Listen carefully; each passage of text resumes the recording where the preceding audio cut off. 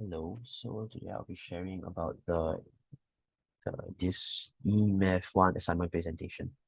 Okay, so as given in this B and C, it's 3 for B and 5 as C.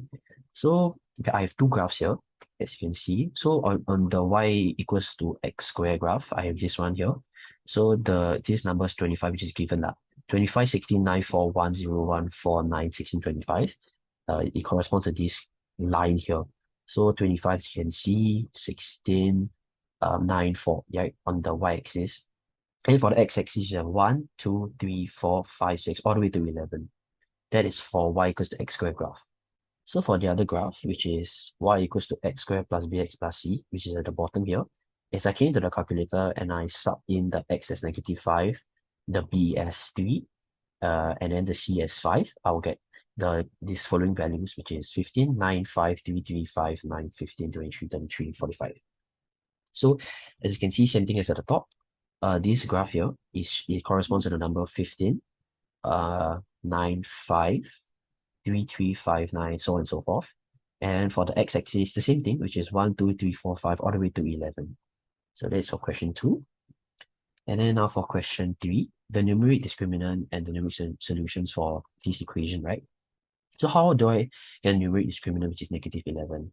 So the numeric discriminant is basically a b squared minus 4ac, right? So if that's a numeric discriminant, I know that the a is equals to 1 because the x squared here, the coefficient here is 1. So if the coefficient here is 1, okay, how do I know the coefficient is 1?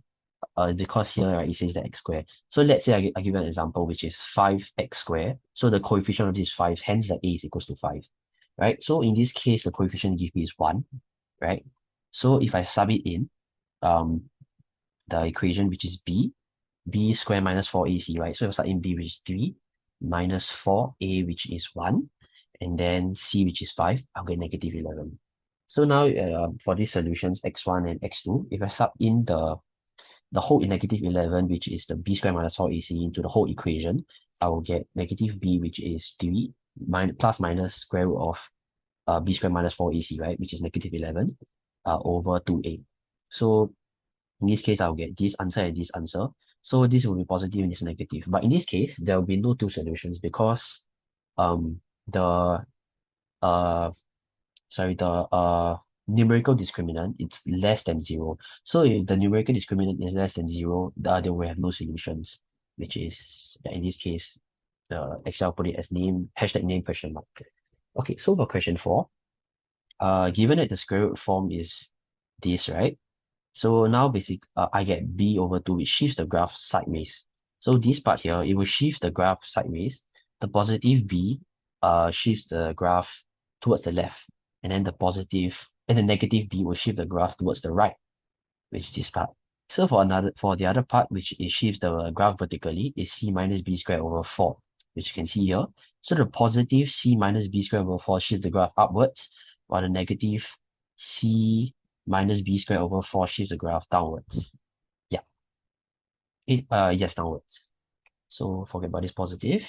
So verbally explain this part. So the numeric discriminant is equals to 0, and there will be a solution.